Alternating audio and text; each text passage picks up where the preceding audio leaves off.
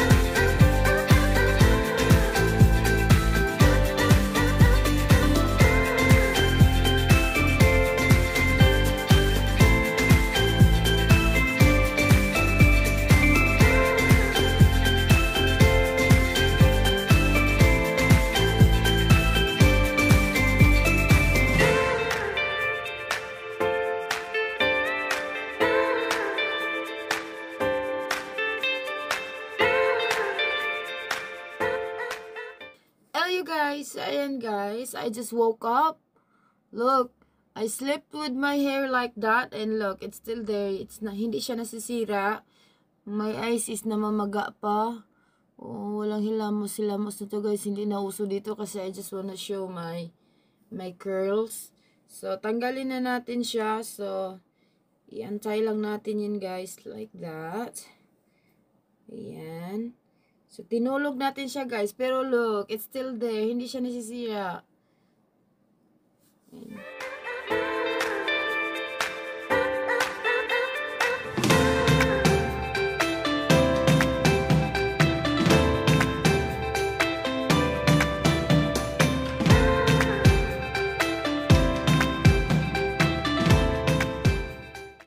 So, ito guys, I use yung serum ko, I use two kinds. So, depende lang kung ano yung mode ko.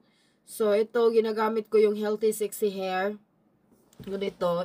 Ato siya, Soy Renewal Oil with argan oil. Tapos, yung isa naman na ginagamit ko is yung Paul Mitchell na parang candy apple yata yun. Yung, may yellow-green yung may pagka-yellow-green yung cup niya. Mabango din yun siya guys yun. So yun yung yan yung dalawang serum na ginagamit ko sa hair ko. So igaganyan ko lang siya guys. So and then lalagay ko siya ng oil, 'di ba? O magbumagsak siya ng slight paglagyan mo. Kasi syempre pag mo din uunatin mo din like this.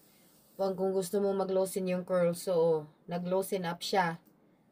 So, ganyan lang siya, guys. And then, yeah, just like what I said earlier, if you don't want your curls to be tight like this, mo lang, luwangan mo yung pag-wrap mo doon sa sa headless na para siyang tube. Flexible na tube. So, ganyan na siya, guys. Ay, bakit itim yung damit ko? Dapat nagpalit ako na iba para makita ninyo kung gaano ka-volumize ang ating hair from that. Ayan na siya guys, oh.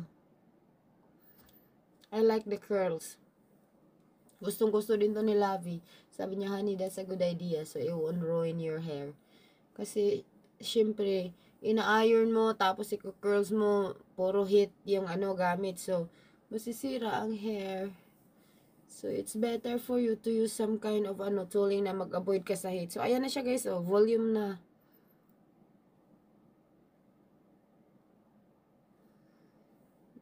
Volume na ang hair do natin. Ito, hindi siya nag-behave kasi yung clip natin kagabi, hindi natin natanggal natulog ako, nakalimutan ko tanggalin siya. Normally guys, itong kiniklip dito, tanggalin mo kasi pati yan, magka-curl siya. Pero okay din naman siya, cute naman. So, ganyan ang ating hair. And then later on, gaganda siya or tomorrow kasi maglo-loosen up na siya. Thank you guys. Peace you. Bye. So, effective yung tool na yun. Bye. Bye. Bye. Bye. See ya.